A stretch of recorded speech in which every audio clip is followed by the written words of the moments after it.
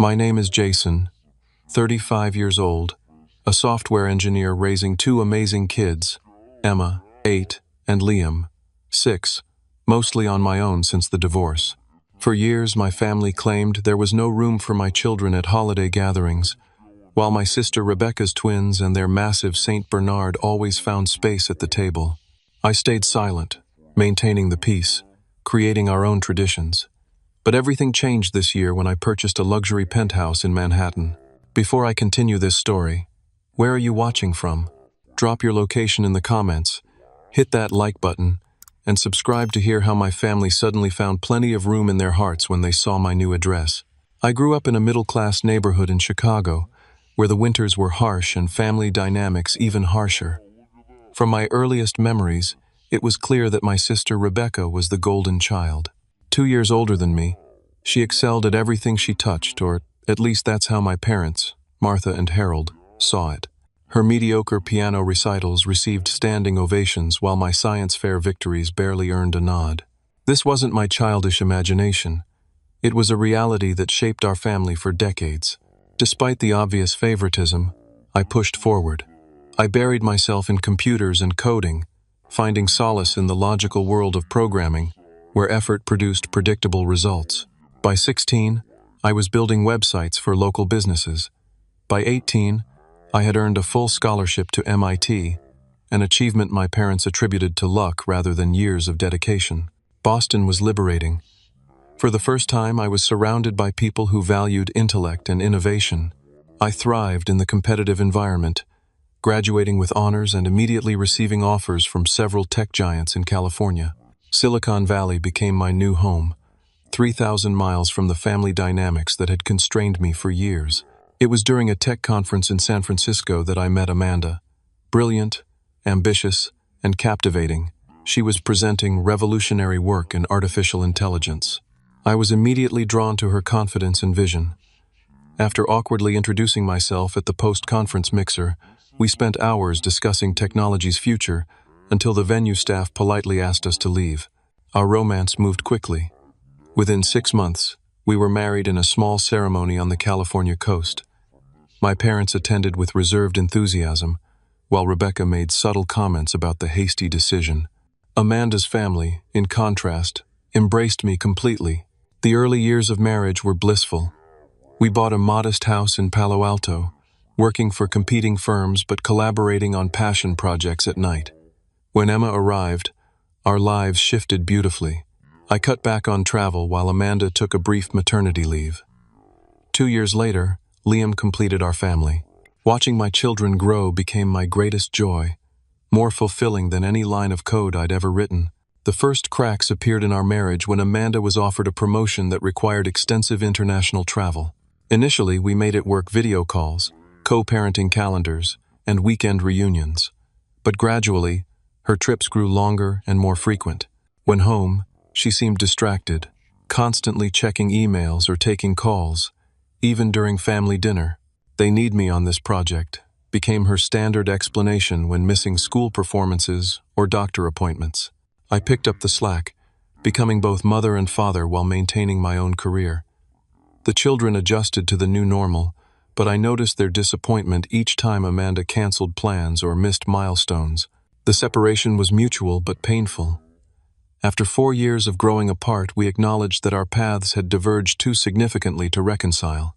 The divorce was finalized 3 years ago, surprisingly amicable given the circumstances. Then came the bombshell. Amanda received an offer to lead the European division of her company. "This is a once-in-a-lifetime opportunity," she explained over coffee, avoiding eye contact. "I've accepted the position. I'll be based in Zurich." "And the kids?" I asked, already knowing the answer. "They have their school, their friends, their routines here," she replied. "You're such a wonderful father, Jason. They're thriving with you." Translation: she was choosing career over family, leaving me with full custody. While part of me resented her decision, another part respected her honesty. At least she hadn't pretended to want a responsibility she wasn't prepared to fulfill. We arranged for summer visits and holidays in Switzerland, though these often fell through due to her unavoidable commitments. I embraced single fatherhood, creating a stable home environment and developing new family traditions. The children adjusted remarkably well, though they occasionally asked about their mother. I never spoke negatively about Amanda, believing they would form their own opinions in time. It was during this challenging transition that I experienced the first explicit family exclusion. Thanksgiving was approaching, and my parents had recently moved to a larger house in a Chicago suburb. Naturally, I assumed we would all gather there for the holiday. About Thanksgiving, my mother said during our weekly call, her voice unusually hesitant, "We're thinking it might be best if you came alone this year. There's just no room for the kids with Rebecca's family staying over." I was stunned into silence, then managed to ask, "No room? In the new house? It has 5 bedrooms, Mom." "Well, yes, but Rebecca's twins need their own space there at that age, and with their dog, it would just be too crowded. You understand, don't you? It would be nice to have adult time anyway." I didn't understand at all. My children were well-behaved, quiet, and took up minimal space. But rather than argue, I simply said I'd think about it. After hanging up, I sat in my kitchen, staring at the calendar, wondering how to explain to my kids why they weren't welcome at their grandparents' house for Thanksgiving. That first rejection caught me completely off guard. I remember standing in my kitchen, phone still warm in my hand, trying to process what had just happened. My mother's words echoed in my mind. "There's just no room for your kids." At first, I genuinely believed it might be a legitimate space issue. Perhaps my parents' new house wasn't as spacious as I'd imagined. Maybe Rebecca's twins had special requirements I wasn't considering. I wanted to give my family the benefit of the doubt. After arranging for Mrs. Peterson, our elderly neighbor who adored my children, to babysit for the Thanksgiving weekend, I made the trip to Chicago alone.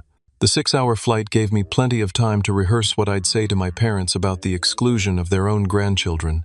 But when the taxi pulled up to their new suburban address, my justifications evaporated. The house was enormous, a sprawling 2-story colonial, with a 3-car garage and extensive grounds. This wasn't a cozy bungalow with limited quarters. It was a small mansion with more than enough space for multiple families. My mother greeted me with her typical perfunctory hug, immediately launching into a commentary about my travel-wrinkled clothes and apparent weight loss. My father offered a firm handshake before returning to the football game, blaring from his massive new television. Neither asked about Emma or Liam. Then I heard the thundering footsteps of Rebecca's 9-year-old twins, Tyler and Tiffany, racing through the house screaming at top volume. Behind them bounded Brutus, their enormous Saint Bernard, drooling on the hardwood floors and bumping into furniture. Rebecca trailed after them, offering token settle-downs that did nothing to curb their behavior. "Aren't they spirited?" my mother beamed, as Tyler knocked over a side table. "Children need to express themselves." I bit my tongue, thinking of my own children's careful manners and quiet play. Emma, who could sit for hours with her books, and Liam, who built intricate Lego structures in focused silence. The house tour revealed 5 spacious bedrooms, including a dedicated craft room that sat empty except for my mother's rarely used sewing machine. Tyler and Tiffany each had their own bedroom, decorated extensively with expensive furniture and the latest gaming systems. Brutus had a dedicated dog room with a custom-built bed and an array of toys. Meanwhile, the guest room where I would sleep stood ready with fresh linens and a welcome basket. I counted the spaces in my head. My parents' master suite, 2 rooms for the twins, my guest room, the craft room, plus 2 convertible sofas in the basement recreation area. There was easily enough space for Emma and Liam to stay comfortably, even with the entire circus of Rebecca's family and residents. Dinner that evening was an exercise in restraint. Rebecca dominated the conversation with tales of her husband, Derek's latest promotion, the twins' alleged academic achievements, despite evidence to the contrary in their recent report cards, which were prominently displayed on the refrigerator, and lengthy anecdotes about Brutus's popularity at the local dog park. "We're thinking of getting another Saint Bernard," Rebecca announced over dessert. "Brutus needs a companion." "What a wonderful idea," my mother exclaimed. "This house could definitely use more love and energy." I nearly choked on my pumpkin pie. The house apparently had room for a second 180-pound dog, but not for my 2 small children. Throughout the meal, My parents lavished attention on the twins, presenting them with early Christmas gifts, expensive tablets, that the children immediately began fighting over. I received a pair of socks. "We thought you could use something practical," my father explained with a shrug. That night, after everyone had gone to bed, I sat alone in the guest room and video called Emma and Liam. Their faces lit up the screen, both talking at once about their day with Mrs. Peterson, the cookies they'd baked, the holiday movie they'd watched. "When are you coming home, Daddy?" Liam asked, his small face serious. "Day after tomorrow, buddy. And guess what? We're going to have our own special Thanksgiving dinner when I get back, with all your favorite foods." "Will Grandma and Grandpa ever want to see us?" Emma asked, her perceptiveness catching me off guard. "They didn't even want to talk to us on the phone today." I swallowed hard, fighting back sudden tears. "Of course they do, sweetheart. It's just complicated right now. But we have each other, and that's what matters most." After ending the call, I lay awake for hours, listening to the occasional barking of Brutus and the midnight raiding of the refrigerator by the twins. In the room next door, I could hear Rebecca and Derek laughing about something, their voices carrying through the supposedly soundproof walls. I thought about the obvious lie, "no room," and wondered why my parents couldn't have simply been honest. Was it easier to claim a space issue than to admit they preferred one set of grandchildren over another? Or was Rebecca pulling strings behind the scenes, ensuring her family received all the attention and resources? The drive back to the airport 2 days later was a relief. I had maintained a pleasant demeanor throughout the visit, refusing to cause a scene or create family drama. But inside, something had shifted. A boundary had been crossed, a truth revealed. My family had explicitly chosen to exclude my children, and for the first time, I saw the favoritism of my childhood extending to the next generation. As the plane lifted into the clouds above Chicago, I made a silent promise to Emma and Liam. They would never again have to wonder why they weren't good enough for their grandparents' home. I would create such a rich, loving environment for them that they would never feel the sting of rejection I had experienced my entire life. I just didn't realize then that this Thanksgiving rejection was only the beginning of a pattern that would continue for years to come. What started with that Thanksgiving exclusion quickly became a predictable pattern. Christmas arrived just 4 weeks later, and I naively hoped the holiday spirit might prompt a more inclusive invitation. About Christmas, my mother began during our December call, using the exact same hesitant tone she'd employed for Thanksgiving. "We're doing a small gathering this year. Rebecca's family will be staying over, and you know how hectic it gets with the twins. Perhaps you could come for just Christmas Eve dinner, alone." This time, I pushed back gently. "Mom, Emma, and Liam really want to see their grandparents for Christmas. They're asking about you." A long pause followed. "Well, it's just that the house gets so crowded during the holidays.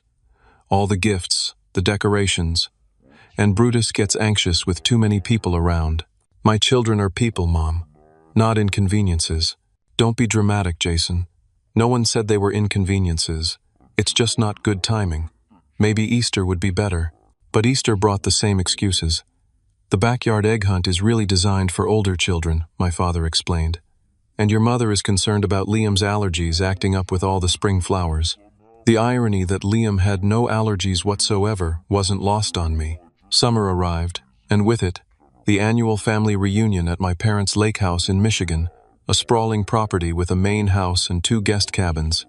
Surely there would be room for everyone here. "The lake can be dangerous for young children," my mother cautioned. "And we've already promised the guest cabin to Rebecca's family. Brutus needs the yard to run around." Each excuse was thinner than the last. Too crowded, not enough beds, too much noise for Grandpa, who ironically wore hearing aids and regularly fell asleep during the day with the television blaring. Activities not age-appropriate, weather too unpredictable. Meanwhile, my sister's family was welcome at every gathering. Holiday photos showed the twins front and center, surrounded by mountains of gifts, while Brutus sprawled across my parents' expensive furniture. Rebecca's social media was filled with captions like, "Another perfect family holiday," and "so blessed by family time." Rather than subject my children to rejection, I created alternative traditions. When we couldn't go to Chicago for Christmas, We volunteered at a local shelter serving meals, then spent the afternoon building gingerbread houses and watching holiday movies. Easter became our adventure day, with hikes through California redwoods and picnics overlooking the Pacific. Summer weekends featured camping trips and stargazing nights that the children treasured. But despite our special traditions, the exclusion hurt. Emma, perceptive beyond her years, noticed the disconnect between our family photos and those of her cousins. "Why are Tyler and Tiffany always at Grandma's house, but we never go?" she asked one evening, scrolling through Rebecca's latest Facebook album, showing the twins opening enormous Easter baskets. "Grandma and Grandpa live far away," I explained weakly. "But you go there sometimes without us," she persisted. "Don't they want to see us? Don't they love us?" The question pierced my heart. How could I explain adult pettiness to a 7-year-old? How could I tell her that her grandparents had seemingly written her off for reasons I couldn't comprehend? "Of course they love you," I lied. "They're just set in their ways." Sometimes grown-ups have trouble adjusting to changes. Several times, I attempted to address the situation directly with my parents. During one phone call, I asked plainly, "Is there a reason you don't want to spend time with your grandchildren?" "Don't be ridiculous, Jason," my father snapped. "We're just very busy. Rebecca needs more help with the twins, they're a handful. Your kids seem pretty self-sufficient." "Because I've raised them to be," I replied, frustration mounting. "But they still need grandparents. We'll see them when the timing's right," he said dismissively, effectively ending the conversation.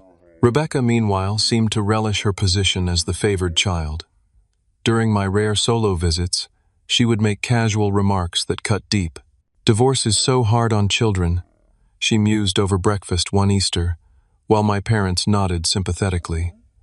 I could never put Tyler and Tiffany through that. Family has to come first. The implication that I had chosen divorce, or somehow prioritized myself over my children, made my blood boil, but I maintained my composure. Rebecca had no idea how hard I worked to create stability for Emma and Liam, how many nights I spent helping with homework after full workdays, how I coordinated with teachers and coaches and pediatricians to ensure they had everything they needed.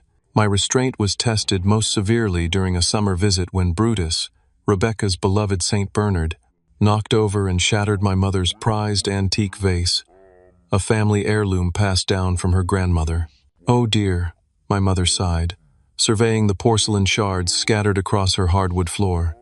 "Well, it's just what happens when you have family over. Dogs will be dogs." I stared at her in disbelief, remembering the time 5-year-old Liam had accidentally bumped a photo frame during our last visit, merely tilting it askew without causing any damage.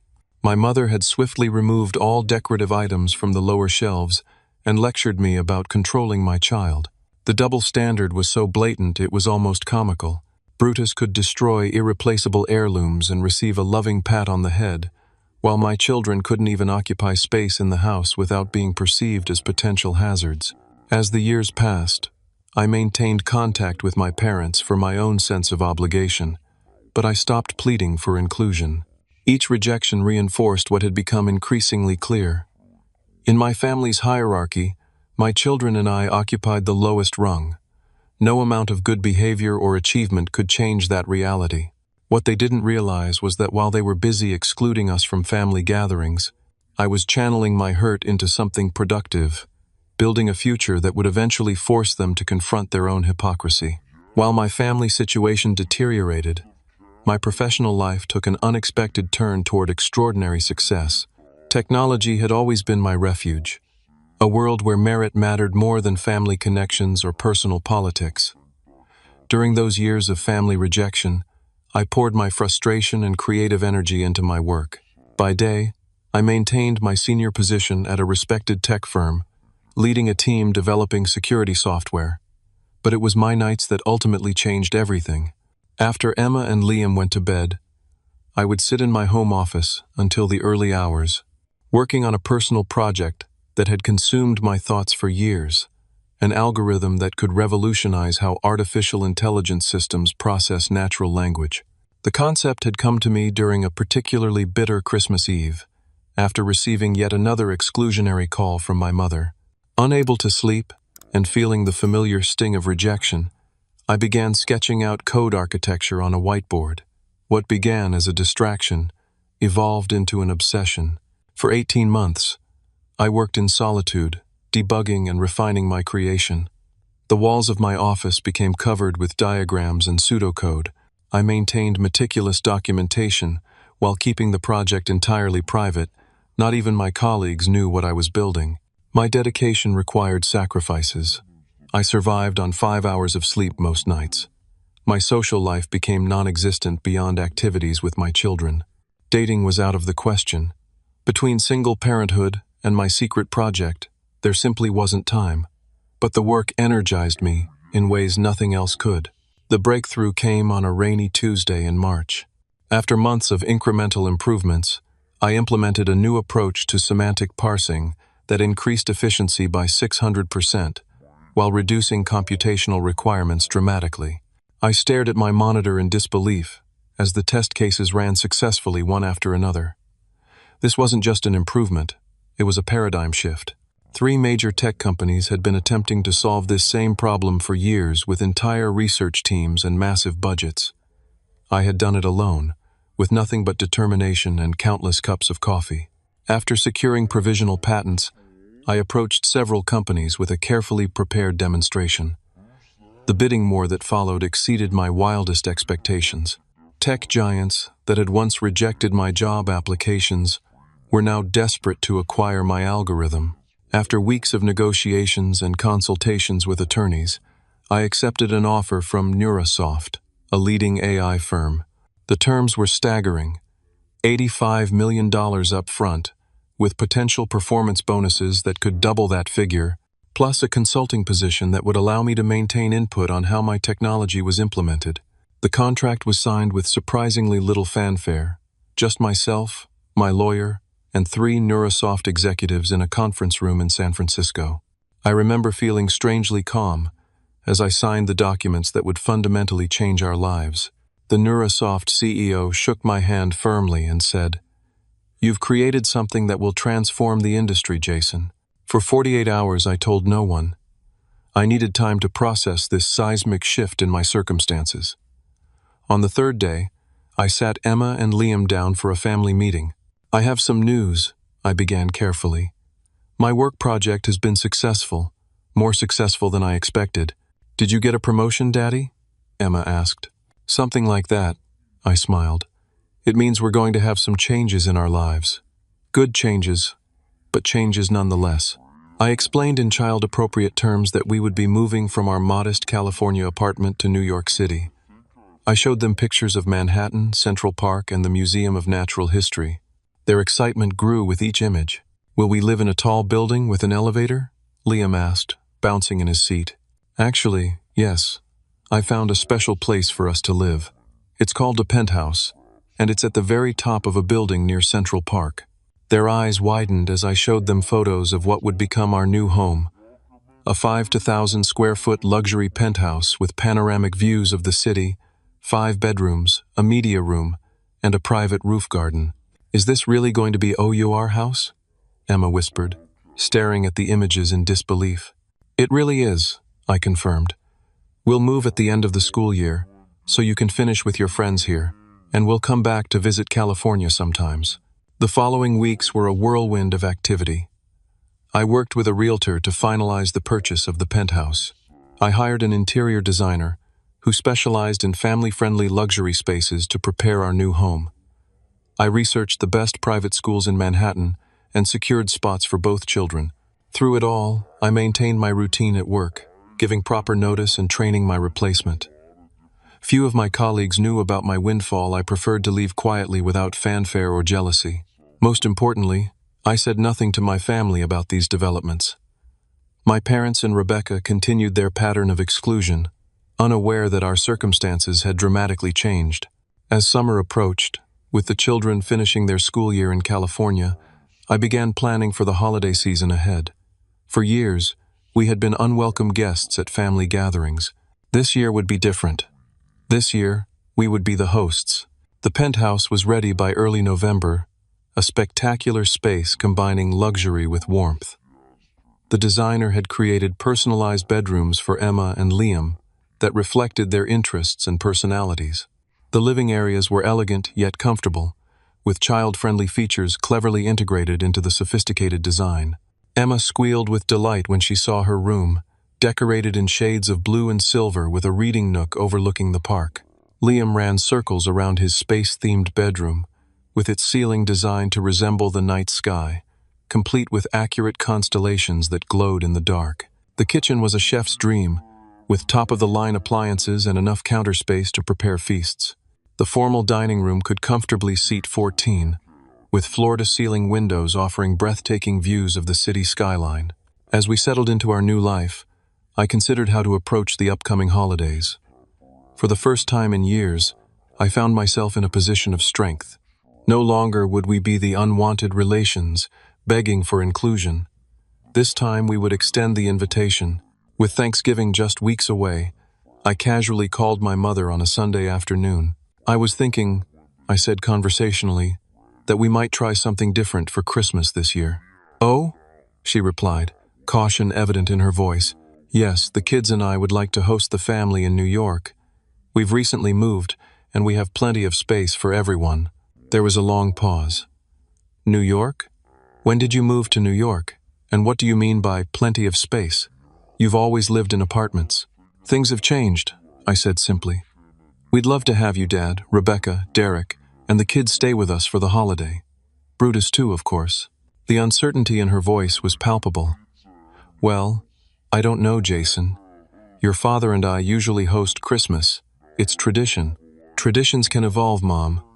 Think about it and let me know. We'd really love to have everyone here." I could practically hear the wheels turning in her head, weighing the disruption against her curiosity about our new circumstances. I ended the call before she could press for more details, leaving her to wonder exactly what changes had occurred in our lives. Later that week, my father called back. "Your mother and I have been talking about your Christmas invitation," he began. "And?" I prompted when he hesitated. "We're concerned about accommodations. New York apartments can be quite cramped. Rebecca's worried about the twins having enough space, and Brutus needs room to move around." I suppressed a laugh at the irony. "I can assure you there's enough space for everyone who's family," I replied, deliberately echoing the conditional acceptance they had shown us for years. "And I've arranged for a car service to pick everyone up from the airport." The mention of a car service shifted his tone noticeably. "Car service? That sounds nice. Perhaps we could make it work for a few days. Let me talk to Rebecca." Within 24 hours, my sister called. "Dad says you're in New York now? In what neighborhood?" "Upper East Side," I replied casually, "near the park. And you have enough bedrooms for everyone? The twins can't share anymore, they're at that age." "Everyone will have their own space," I assured her. "Even Brutus." Her hesitation was brief. "Well, we'd planned to stay with Mom and Dad as usual, but I suppose we could change things up this once. The twins have been wanting to see the Rockefeller Center tree anyway." "Great," I said. "Plan to stay for a week. There's plenty to see and do." After hanging up, I received an unexpected text from my mother. "Just Googled your company. Saw the acquisition news. Congratulations." So that explained the sudden interest and acceptance of my invitation. Public news of the Neurosoft deal had reached them, and suddenly my family was eager to visit. The transparency of their motivation was both predictable and disappointing. Over the next few days, calls and messages poured in. My father wanted to know if we were near any good shopping areas. Rebecca asked if the building had a gym or spa. My mother inquired about extending their stay through New Year's. As I prepared for their arrival, I felt a complex mix of emotions. Vindication, certainly, but also sadness that it had taken financial success to make my family interested in spending time with us.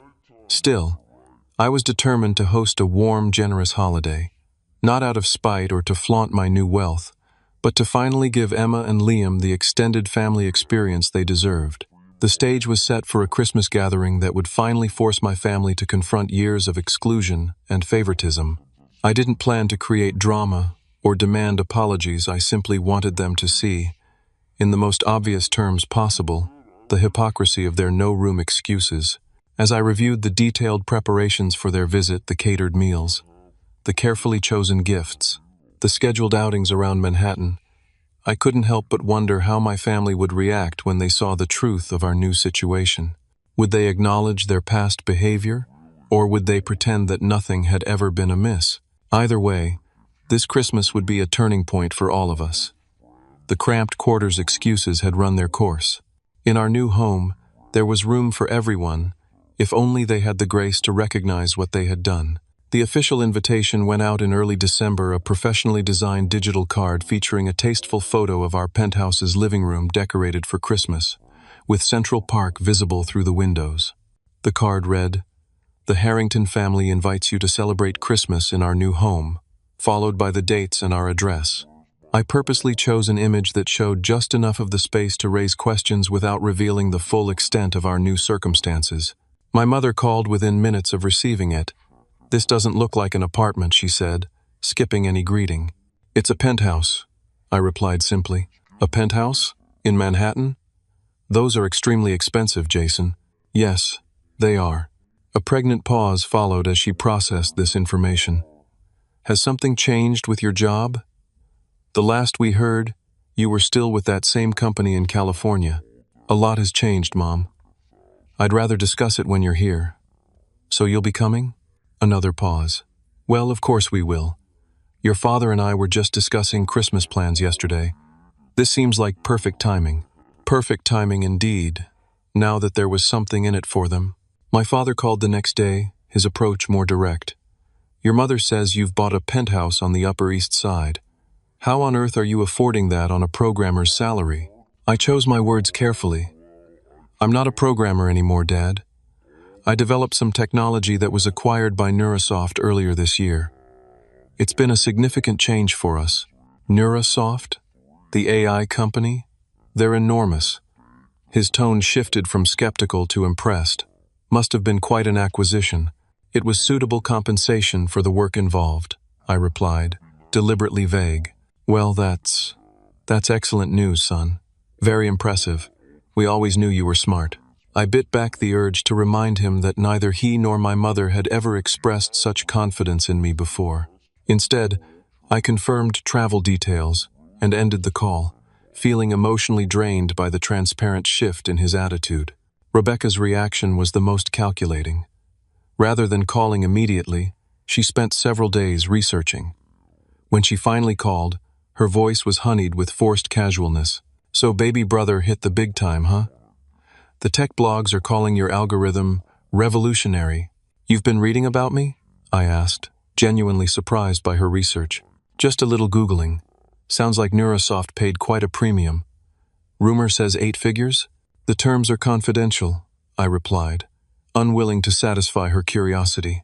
"Well, Derek and I are thrilled for you. The twins are so excited about visiting New York. They've been asking about their cousins, too. They barely remember Emma and Liam. It's been so long." 5 years, I said quietly. "It's been 5 years since they've seen each other." A brief, uncomfortable silence followed. "Well, families drift sometimes, but this will be the perfect opportunity to reconnect. Oh, and I meant to ask, is there somewhere suitable for Brutus? He's getting older and needs his special orthopedic bed." "Brutus will have his own space," I assured her, marveling at how the dog's needs remained a priority while my children's had been dismissed for years. "Perfect. And we were wondering about the sleeping arrangements. The twins really can't share a room anymore." "Everyone will have their own bedroom," I interrupted, "as I've said multiple times now." "Wonderful." And Derek was curious about the building amenities. "Does it have a gym? A pool?" "Both. Plus a doorman, concierge service, and private elevator to our floor." Another pause. "Private elevator? My goodness, Jason. You really have moved up in the world." After these initial conversations, the communication became increasingly frequent and warmer. My mother called several times with questions about what to pack, whether they should bring gifts or if I had that handled, a thinly veiled question about my new financial status, and if I had decorated appropriately for Christmas. My father sent emails about Manhattan restaurants he wanted to try, casually mentioning several Michelin-starred establishments, and asking if I could arrange reservations. Rebecca texted daily with updates about the twins' excitement and Derek's anticipation of seeing the famous Neurasoft offices, a hint that he expected a tour and networking opportunities. The most revealing moment came during a call with my mother 2 weeks before their arrival. After discussing travel logistics, she hesitated before adding, "You know, your father and I have been thinking about downsizing. The house feels too big these days." "Really? You've always loved that house." "Well, yes, but maintaining it is becoming a chore. We've been considering looking at condos, maybe even in other locations." "Such as?" I prompted, suspecting what was coming. "New York has always appealed to us," she said carefully. "Being closer to you and the children would be nice. And now that you're settled there..." I let the implication hang in the air for a moment before responding. "That would certainly be a change. You've always preferred Chicago. People evolve, Jason. Family should be close. Family should be close." The irony of this statement after years of keeping my children at a distance wasn't lost on me, but I refrained from pointing it out. Instead, I simply said, "We'll have plenty of time to discuss future plans during your visit." As Christmas approached, I found myself in the curious position of witnessing my family's perception of me transform, based solely on financial success. The brother and son they had marginalized for years was suddenly worthy of their time and interest. The children they had excluded were now grandchildren and cousins they were eager to reconnect with. The transparency of their motivations should have angered me, but instead, it filled me with a strange calm. Their behavior confirmed what I had suspected all along: their rejection had never been about space or convenience. It had been about perceived value and status, the same currency that had defined our family dynamic since childhood. Now, with the tables turned, I had the opportunity to show them exactly what their exclusionary behavior had cost us: all years of potential memories, relationships, and family bonds. I wasn't interested in revenge or in making them feel small. I simply wanted them to see the truth of what they had done, and perhaps to do better in the future. The week before their arrival, I met with the interior designer for final touches to the guest rooms. Each space was thoughtfully prepared: premium linens, personalized welcome baskets, and subtle luxury touches throughout. For Brutus, I had a custom dog bed made that matched the one Rebecca had described, placed in a corner of their suite. "You've thought of everything," the designer commented. "Your family will be very comfortable." "That's the goal," I replied. "I want them to have absolutely no complaints about the accommodations.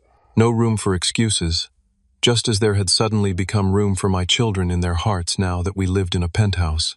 December 23rd arrived with a light snowfall that dusted Manhattan in picturesque white.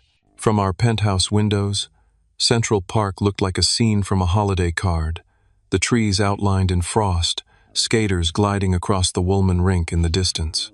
Emma and Liam pressed their faces against the glass, watching yellow taxis navigate the snow-covered streets below. "When will they get here, Dad?" Liam asked for the third time that hour. "Soon, buddy. The car service picked them up from the airport 30 minutes ago." I checked my watch, estimating their arrival. "Why don't you both do one final check of the welcome baskets you made for your cousins?" The children had spent hours preparing personalized gift baskets for Tyler and Tiffany, filling them with New York-themed items, hand-drawn pictures, and small toys they thought their cousins might enjoy.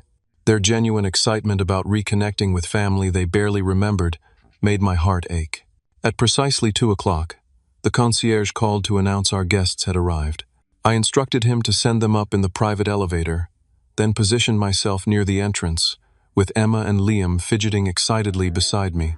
The elevator chimed softly as it reached our floor.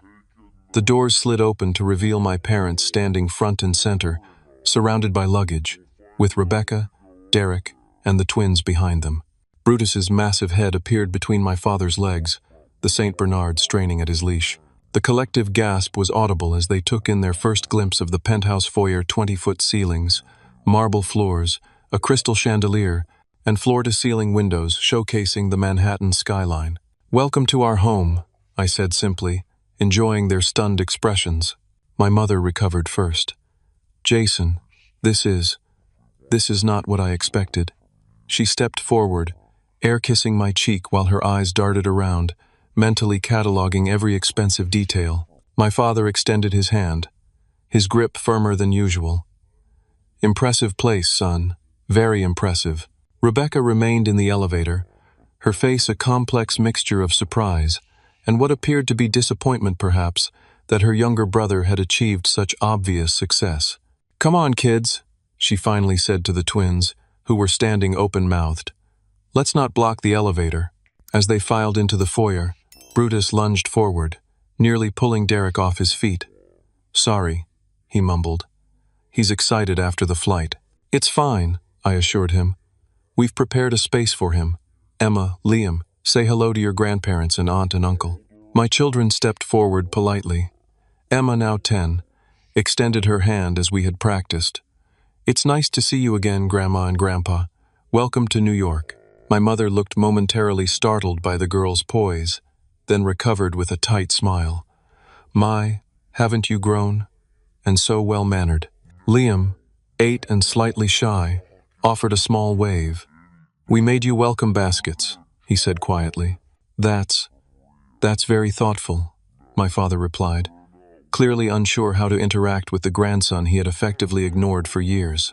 The awkwardness was palpable as the twins hung back behind their parents, eyeing their cousins with uncertainty.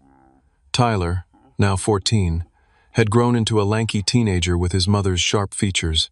Tiffany, his twin sister, was scrolling through her phone, apparently bored by the family reunion.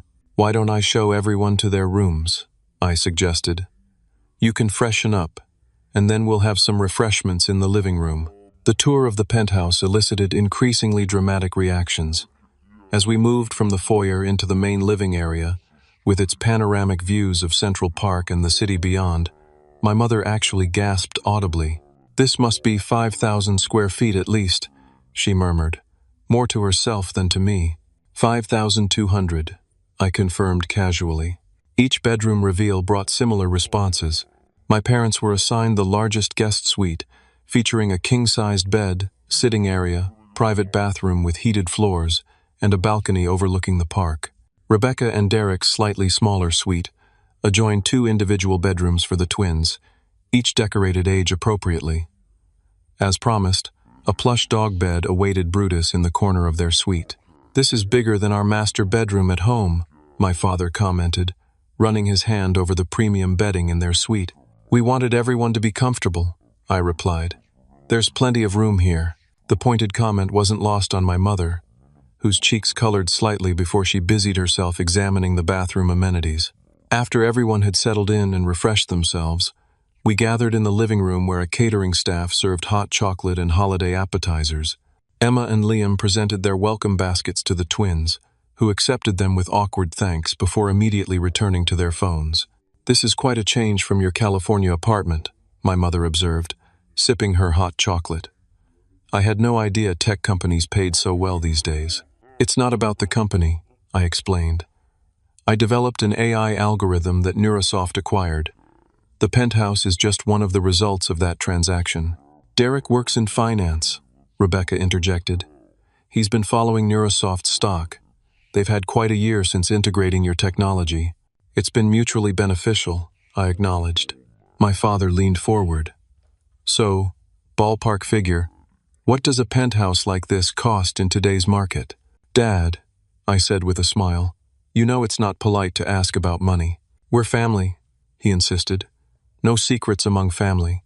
The irony of this statement from a man who had kept my children at arm's length for years wasn't lost on me, but I simply replied, "Let's just say it was a sound investment in our future." The afternoon progressed with increasingly transparent attempts by my family to assess my new financial status. Rebecca commented on the obviously custom furniture. My mother inquired about the museum-quality artwork adorning the walls. Derek asked pointed questions about investment strategies and tax implications of sudden wealth.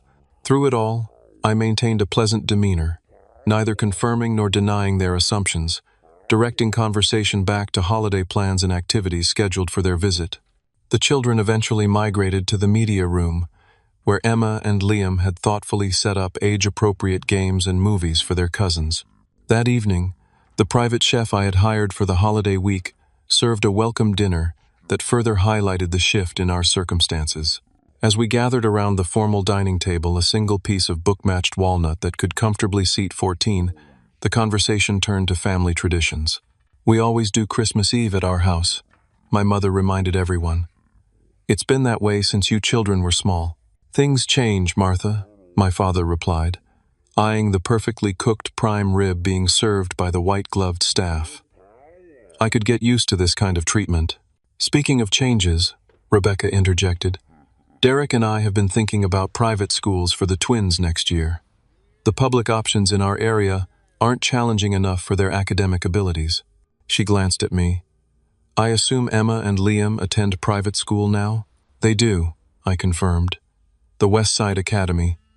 It's quite selective, but they both tested well." "Tested well?" my mother repeated. "I didn't realize they were academically gifted." "They've always been bright," I replied evenly.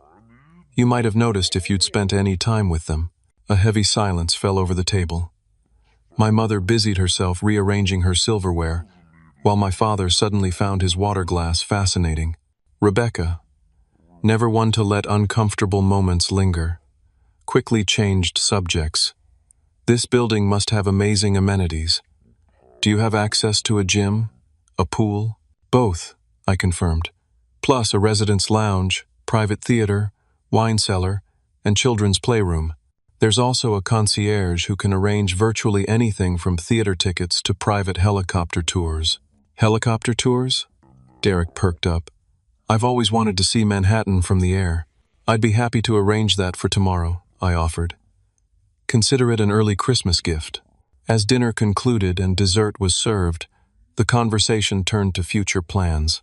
My mother, who had been quietly observing the luxury surrounding us, suddenly announced, "You know, your father and I have been thinking it might be nice to spend more time in New York." "Oh?" I raised an eyebrow. "Yes, perhaps look for a pied-à-terre. Something modest, of course, but it would be nice to be closer to you and the children. After all," my father added, "family should be together during important times." I nodded thoughtfully. "That's interesting to hear. I seem to recall Emma and Liam being excluded from family gatherings for the past 5 years because there wasn't enough room." Another uncomfortable silence descended. Rebecca cleared her throat. "That was different. Logistics were complicated back then." "How so?" I asked, my tone still pleasant but with an edge of challenge. "Well, you were in California. For one thing, my mother offered weekly. The travel was difficult. I offered to bring them every time," I reminded her, "and was told explicitly there wasn't space. You have to understand, Jason." My father began in his lecturing tone. "Your sister's family was already established in the routine. The twins were younger then, and Brutus had his own room I finished for him. Yes, I remember seeing that during my visits. Interesting that there was space for a dog but not for your grandchildren." Rebecca's face flushed. "That's not fair. Brutus is part of our family, and my children aren't?" I asked quietly. No one had a response to this. The dessert was finished in silence, broken only by the occasional clink of silverware against fine china. After dinner, as we moved to the living room for coffee, my mother made one more attempt at bridging the growing tension. "Well, what matters is that we're all together now.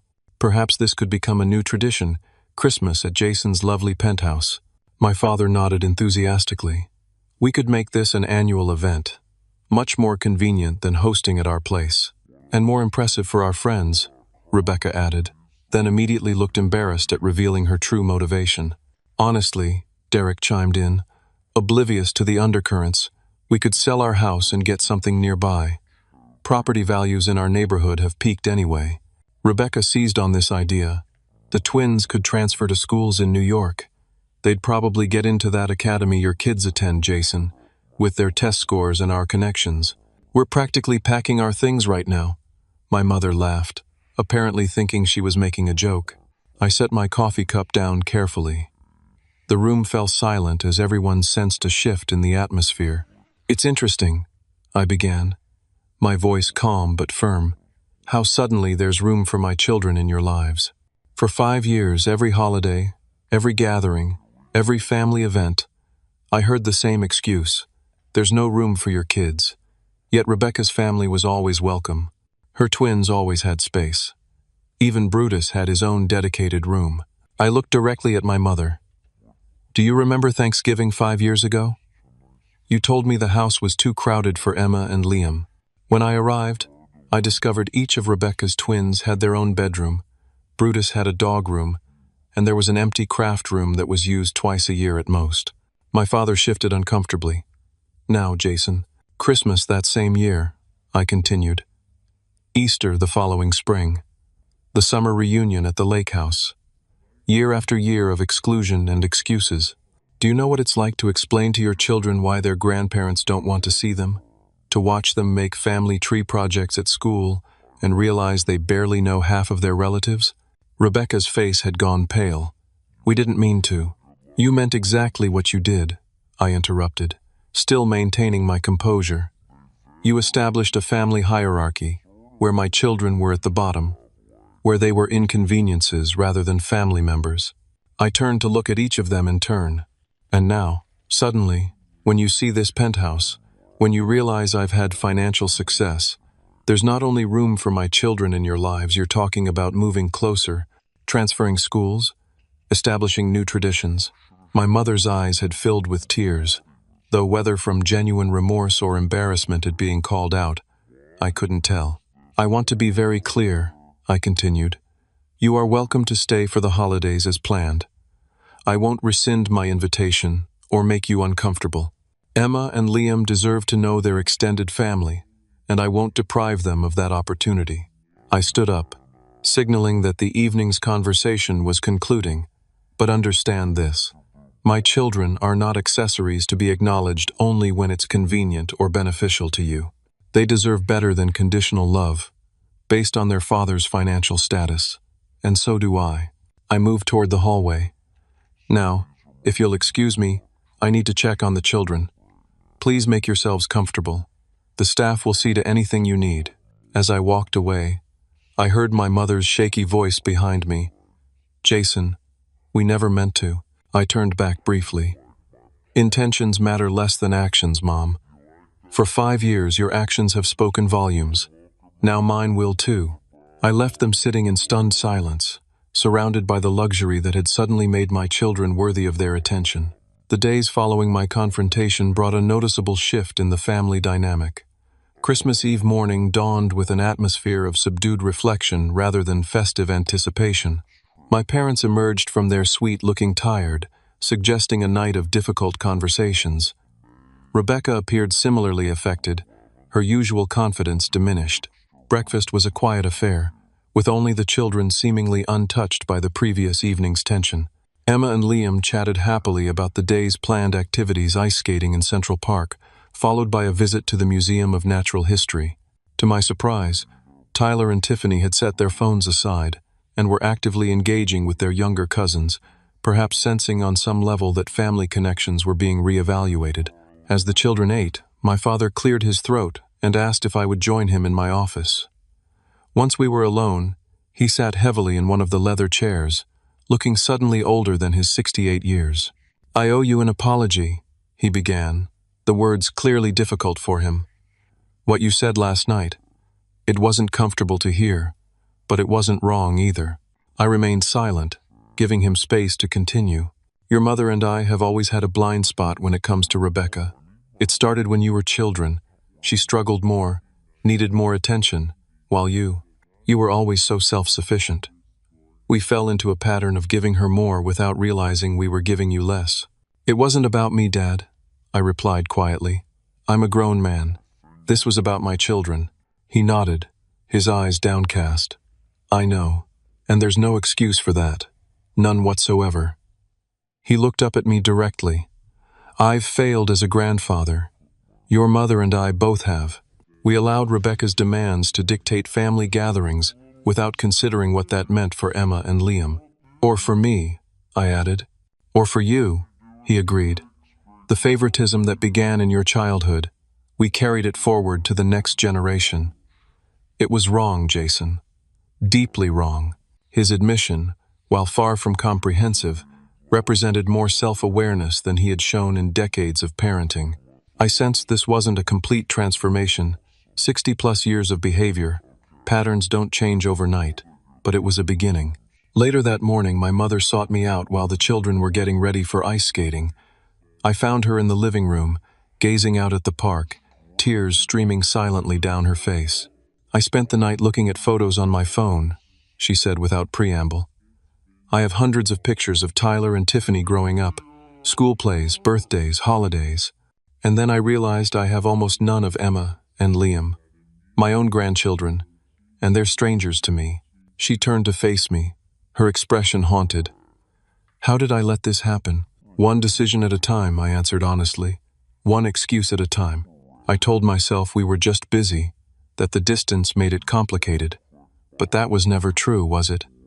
We made time for Rebecca's family despite the same distance. We made room for them, just not for yours. I nodded, acknowledging the truth of her statement. "I can't undo the past 5 years," she continued. "But I want you to know I hear you. What you said last night was painful but fair, and I'm deeply sorry for the hurt we've caused." Her apology, like my father's, felt genuine if incomplete. There was no attempt to justify or minimize their actions, which I took as a positive sign. Rebecca proved more resistant to self-reflection. When she approached me that afternoon while the children were choosing ornaments for the tree, her initial posture was defensive. "You really blindsided us last night," she began, arms crossed tightly across her chest. "Did I?" I asked mildly. "Or did I finally say what needed to be said after years of silence?" She fidgeted uncomfortably. "Look, I know things haven't been perfectly balanced." "Perfectly balanced?" I echoed. "Rebecca, your children and dog have been welcome at every family gathering for years while mine were explicitly excluded. That's not an imbalance. It's a complete absence of consideration." Her defenses crumbled slightly. I didn't think of it that way. I just accepted what Mom and Dad said about space limitations. Even though you knew it wasn't true, you saw the same house I did. You knew there was room." She looked away, unable to meet my eyes. I was focused on my own family's needs. I didn't stop to question whether the arrangement was fair to yours. It wasn't a full acknowledgement of her role in the dynamic, but it was something a crack in the wall of entitlement she had built around herself and her family. "Your children deserve to know their cousins," I said more gently, "and Emma and Liam deserve to know theirs. We can't get back the years already lost, but we can do better going forward." She nodded slowly, her posture relaxing slightly. "The twins really like Emma and Liam. They've barely looked at their phones all morning, which is practically a miracle." It was a small olive branch, and I accepted it as such. Christmas Day arrived with a tentative warming of relations. The morning gift exchange revealed that my parents had hastily purchased additional presents for Emma and Liam. Nothing extravagant, but thoughtfully chosen items that suggested they had paid attention to the children's interests over the past 2 days. Emma received a beautiful illustrated edition of her favorite book series, while Liam was given a complex Lego set that aligned perfectly with his passion for construction. Both children expressed genuine delight, and my parents beamed at their reactions. My own gifts to the family were deliberately measured, neither extravagant enough to suggest I was flaunting my wealth, nor modest enough to imply lingering resentment. For my parents, I had commissioned a photo book tracing our family history, including many pictures of Emma and Liam they had never seen. For Rebecca and Derek, tickets to a Broadway show they had mentioned wanting to see. For the twins, the latest gaming console they had been asking for all year. The afternoon was spent preparing Christmas dinner together, not with the hired chef, whom I had given the day off, but as a family in the spacious kitchen. My mother and I worked side by side preparing vegetables, while my father and Derek tackled the turkey. Rebecca supervised the dessert preparation, with all the children helping to decorate cookies. The scene was domestic and ordinary, in the best possible way, the kind of family gathering I had envisioned for years but had never experienced. There were still moments of tension and old patterns threatening to reassert themselves, but they were met with new awareness on everyone's part. During dinner, my father raised his glass in a toast. "To family," he said simply, "and to second chances." The remainder of their visit passed with continuing adjustments to the family dynamic. There were awkward moments, certainly, but also glimpses of what healthier relationships might look like. The twins began to show genuine interest in their younger cousins, teaching them card games and including them in activities. My parents made noticeable efforts to engage with Emma and Liam, asking about their interests and listening attentively to their answers. On the day before their departure, my mother hesitantly approached me about Easter. "We were thinking," she began, "that perhaps you and the children might come to Chicago. Not because we expect it," she added quickly, "but because we'd like to start making amends.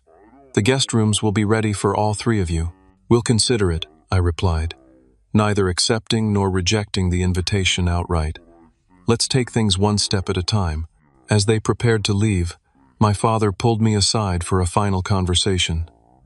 "Your success didn't change who you are, Jason," he said quietly, "but it forced us to see ourselves more clearly. I'm not proud of what I saw, but I'm grateful for the wake-up call." I nodded, acknowledging both his insight and his humility in expressing it. "It was never about the penthouse, Dad. It was about making room in your hearts." "I know that now," he replied, "and I hope we still have time to do better." The months following that Christmas visit brought gradual but noticeable improvements. My parents called regularly to speak with Emma and Liam, sending thoughtful cards and small gifts for no particular occasion. Rebecca's family established a monthly video chat with us, allowing the cousins to maintain their newfound connection. When Easter approached, we accepted my parents' invitation to Chicago.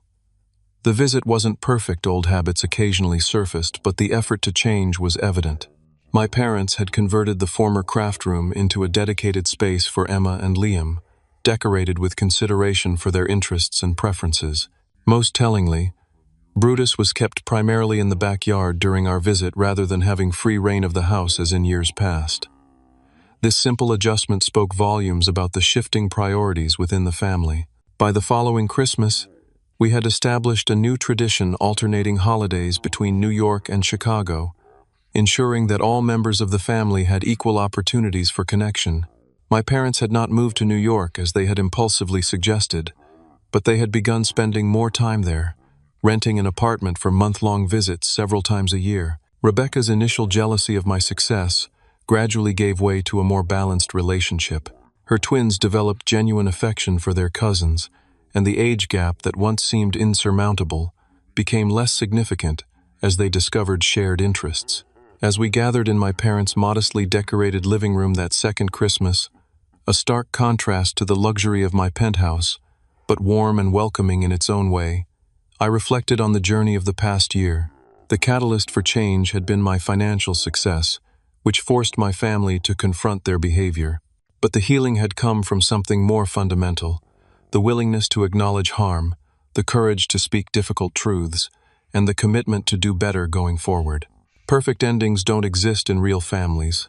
There would always be moments of tension, old wounds occasionally reopened, patterns that resist complete transformation.